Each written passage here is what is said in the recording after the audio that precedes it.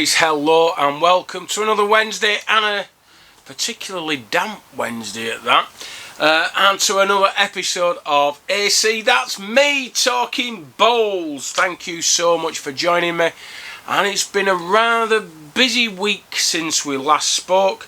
You will of course have seen the comment corner on Friday, and hopefully you'll have caught the county roundup that I did on Monday, which I quite enjoyed doing. Could have gone on for another 20 minutes with that really, but I know you get bored easily, especially of me whinging on about stuff. So thanks for joining me, guys. Remember, if you enjoy this video, please hit that like button, and if you're not already a Bowls Buddy and a member of this wonderful community of ours, please hit the subscribe button. It's absolutely free of charge, and don't forget to hit the notification bell for notifications of new content on the channel. Thank you so much indeed. Where to start? Feels like ages since last Wednesday. So much has happened in the bowling world, not just for me, but there's all sorts of bombshells going on. So it's lots of good news, lots of bad news, and lots of in-between stuff. So I'm not just sure where to start, but I'll start with the Murfield League. Now, unfortunately, all the results haven't been uploaded yet to the website, so I can't do a full roundup. So I'll just talk a little bit about the game that I played in last night at Thongsbridge against Lower Hopton B. And when you actually look at the standard of the play by the B team at Lower Hopton, it is amazing just how strong their club is when it comes to the quality of players they can put out. When you've got Yorkshire Merit winners playing, and people who used to bowl for the county back in the 70s have played on television, have got long way in the Waterloo, and everyone in between. It's fantastic, and they pushed us quite close last night. A lot of tight games, 19s, 20s, either way, and I think we ended up with 3 losers out of the 10. Which probably was a fair result. We had Ryan Clark returning to Thongsbridge to play against us, and he managed a 21-19 win. Graham Hickey again did play a few games for us at one point. He managed to get past Andy Soresby, I think it was 18 or something like that. And Nicky White lost to Paul Ingleby, I think it was about 14, but Ding's played that green probably more than Nicky has. It's I usually play him though, so there you go. So an interesting game, 9-3. I played young Finlay Hickey, and we had a good game, to be fair, and he played a lot better than the score suggests. He got 9, but he played a lot better than that. One of my better games. So that's Murfield League. As I say, I don't have all the information. Let me just see if it's been uploaded. It's like new glasses, by the way. Treated myself some new readers. Didn't make me look very sophisticated. Yeah, they're still missing the Pudsey Crossland Moor game, but I'll give you the scores of who played and who's been updated. So Ossett Flying Horse versus Denby Grange. That was a 7-5 win for Ossett Flying Horse. Lower Hopton A beat Dearn Sports 10-2, and Littlemore lost at home to Crossgates Bowling Club 4-8, and as I said earlier, Thongsbridge 9, Lower Hopton B 3. So I can't really give you the table, so there's still like the main result missing. Pudsey and Crossland Wade affects both the top and bottom of the table. So that was last night. So let's talk about some positive things. Since we spoke last week, I managed to do something that I honestly, if you'd have said 3 weeks ago, Andy, you're going to go out, play 5 games, win them all and win a competition, I would have literally laughed at you. It's not that long since I was struggling to walk up and down the stairs. Going shopping was a chore. Not just because it's shopping, but because it was physically exhausting. But I managed it. I was played in the Invitation 32 at Rushton Street at Great Harwood on Saturday. I managed to get 5 games in and win the competition, which I was very, very pleased about. I did feel the after effects Saturday night though. Had a couple of beers and I was asleep fairly early on. And then the following day was the county game, of course. Managed to get a win there at the same venue. So all in all, not bad at all. I got a text message off my pal Mick Opie, and he said he was running through my results of the weekend, and he says you've played in a Burnley League game away from home on Forage and beat a county player on his home green 21-17. You played in the Invitation 32. You managed to win 5 games, and in the last 3 games they didn't score 21 between them.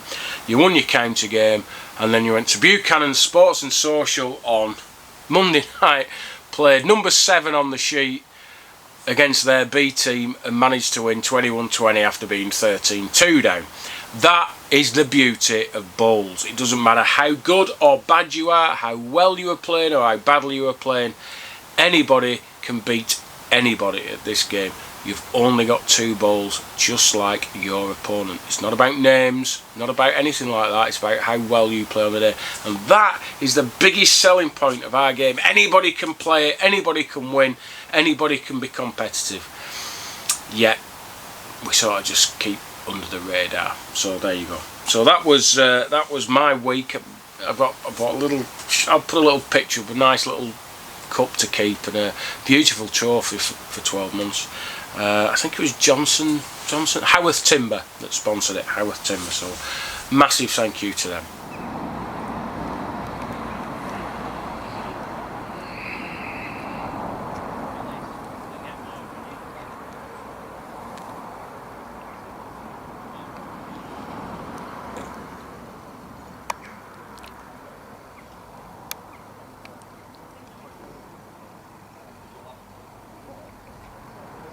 Frightened of it.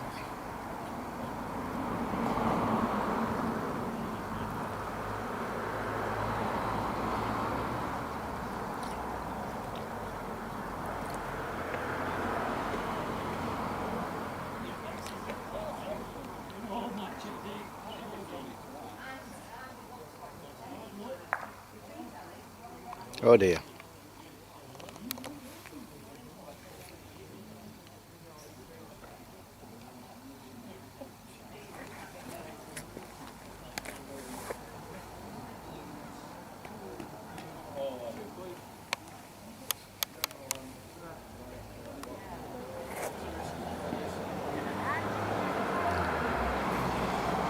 $19, Andy.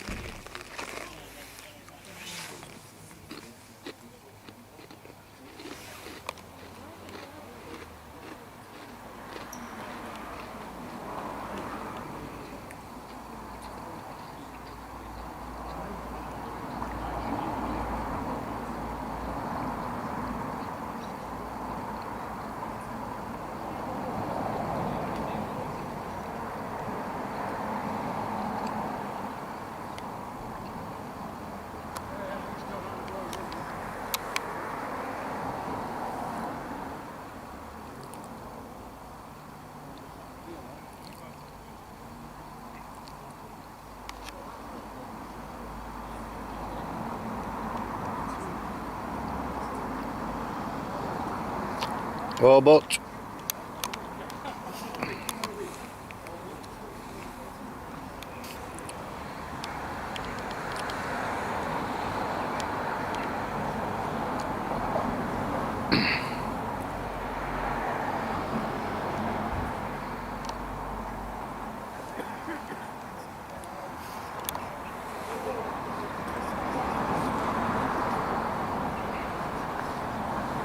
not bad for all, but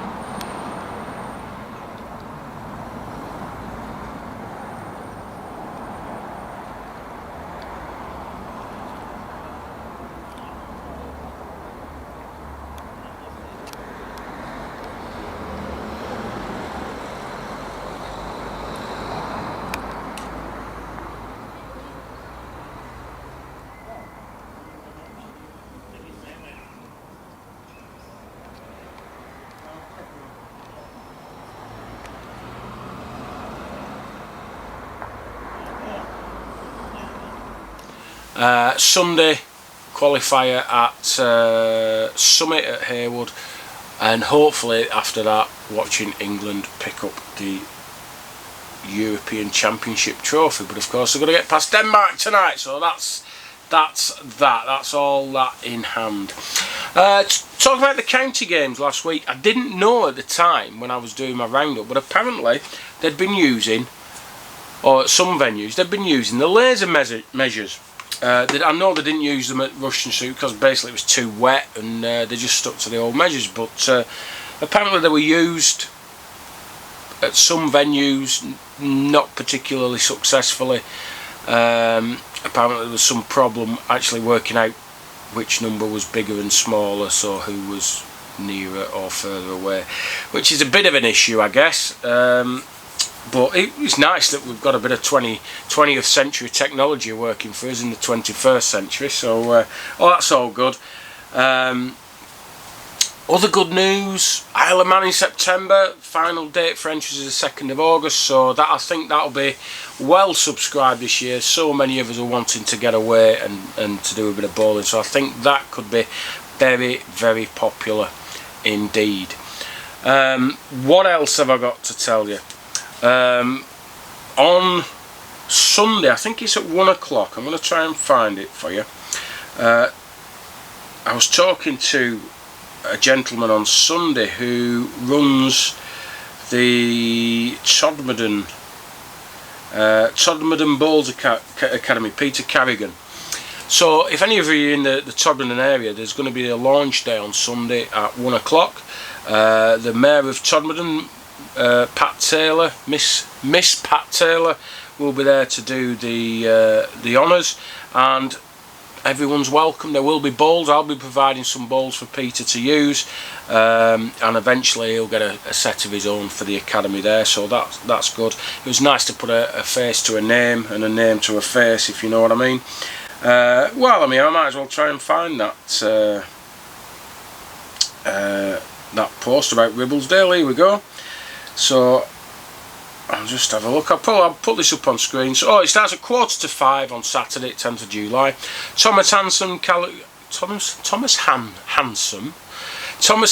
Callum Ray, Ashley Dakin, Michael Cope, Scott Fisher, Gary Ellis, Ashley Tattersley, Richie Goddard, myself, Craig Gant, Gareth Lally, Kieran Smith, Ben Phillips, John Brown, Phil Lee and Ian Beecroft, all playing for the £800 winners prize.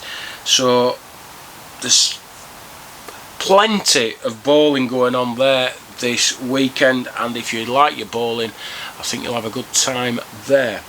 I think that's all the sort of positive, goodish news that I've got. No doubt something will come to it. I should really write these things down, but you know, I think it's a bit more, what's the word? I like it when it's fluid and it evolves and all the rest of it.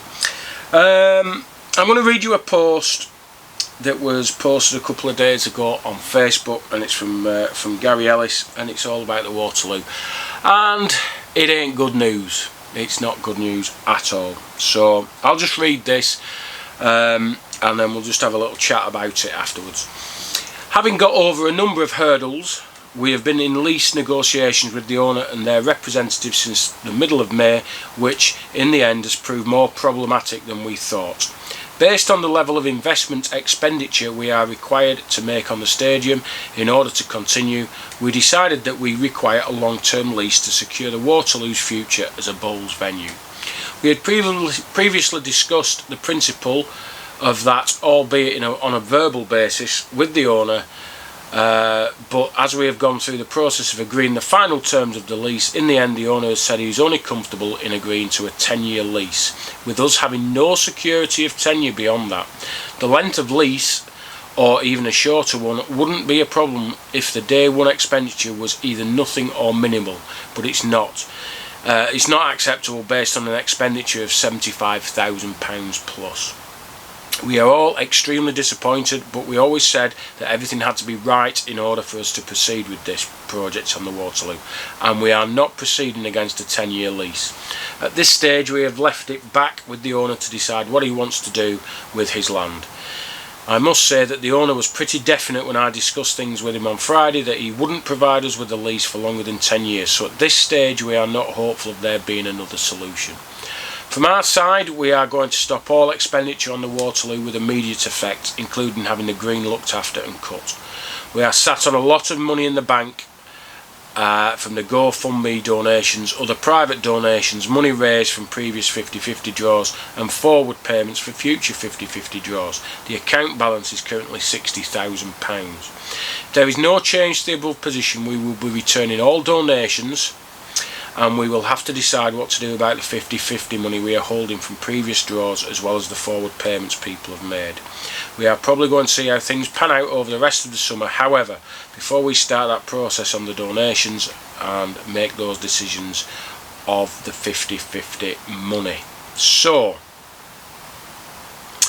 not good news at all, and it's been something that we've talked about an awful lot.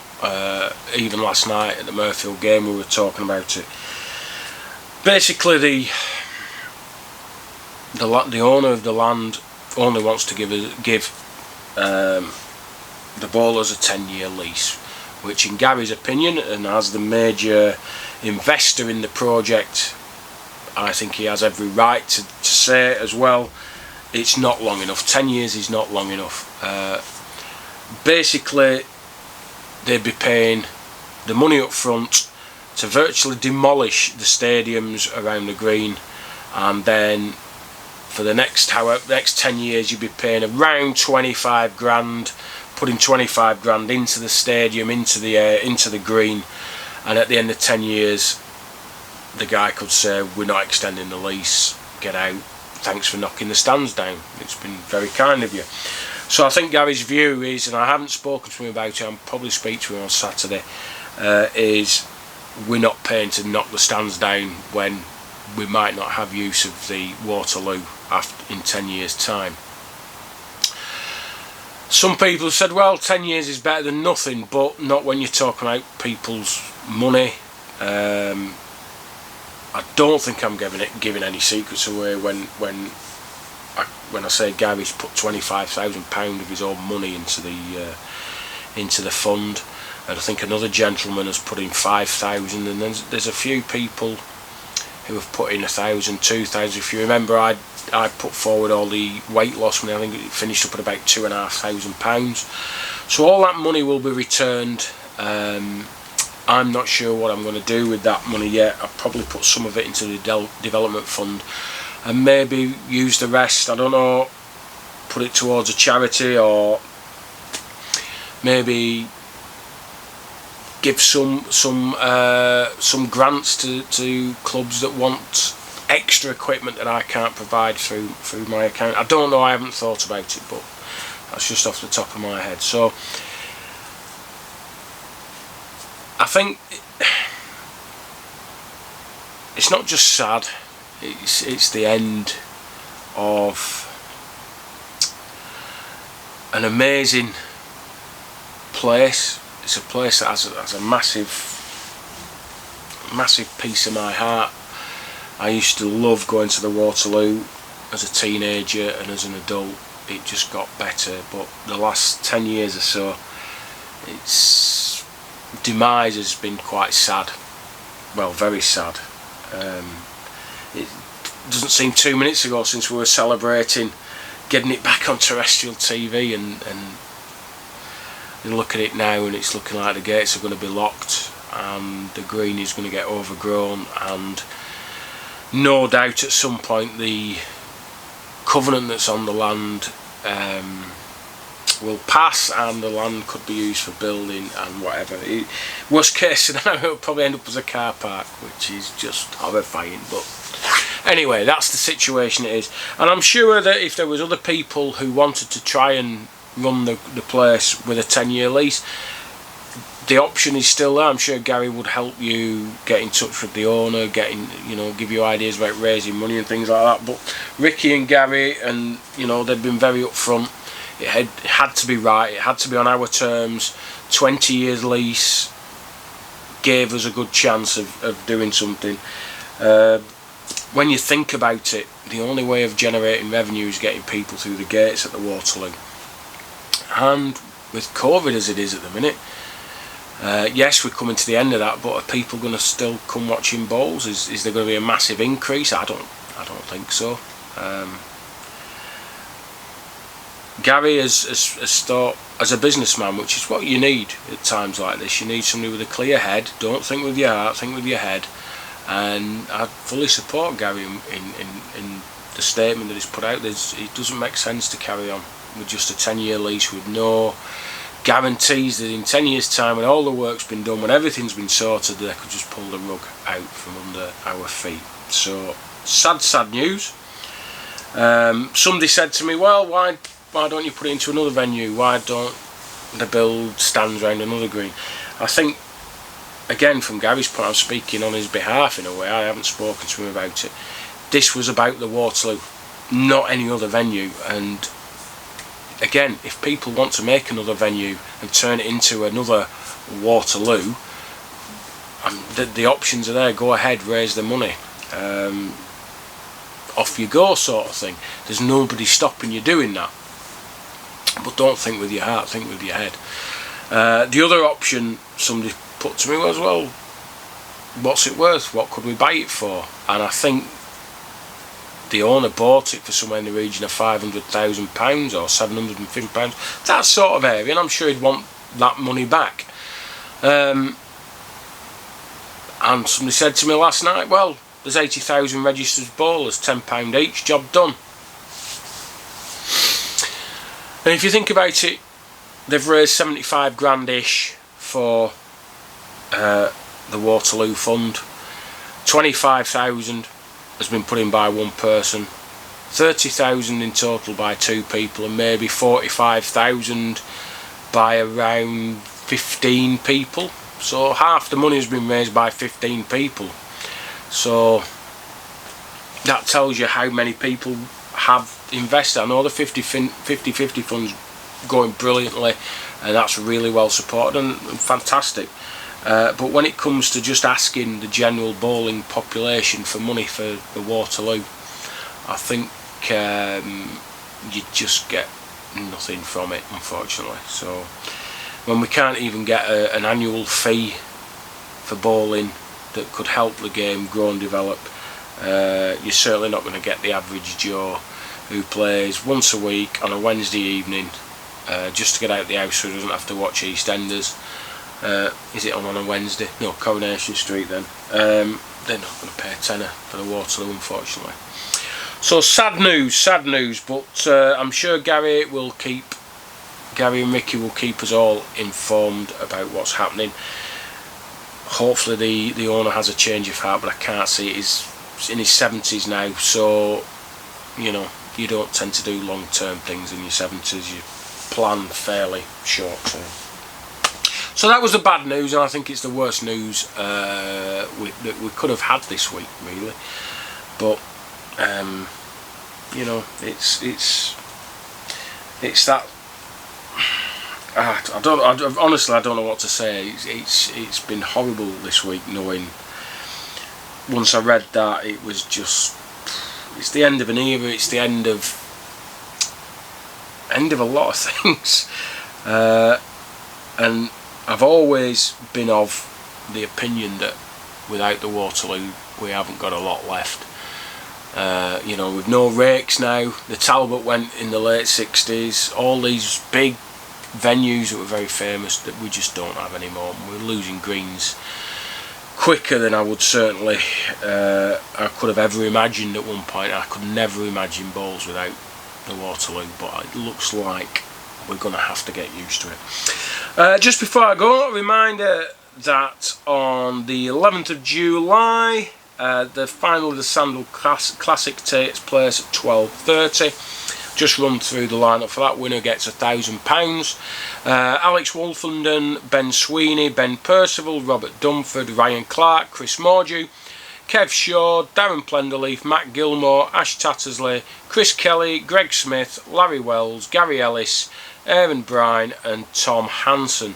So there's three bowlers there: Ash Tattersley, Gary Ellis and Tom Hansen, who are also playing on the Saturday at Ribblesdale Wanderers. Favourite at 7-2. Oh no, favourite at 3-1 is Gary Ellis. Greg Smith 7-2. All the rest 6-1 or bigger. So if you're in the area on Sunday, you want to get in a bit of bowling before the final of the Euros, you could do a lot worse than head there. Green's in immaculate condition by all accounts. Right guys, I think I'm going to leave it there. I've prattled on for over 20 minutes now. I've probably got a lot more to say, but I don't have the words to say it, unfortunately. Like I say, dreadful news on the Waterloo front. Not totally unexpected though, but devastating as well. I'm hopefully going to do another comment corner on Friday, as long as I get time. It might go out a little bit later because I'm at the Leighton Institute playing in the Talbot Trophy at 10 o'clock that morning, so I'll have to do it when I get back in the afternoon. Enjoy the rest of your week, enjoy your weekend. Let's, fingers crossed, England do the business tonight, and hopefully I will see you soon. Thanks for watching, stay safe, bye for now.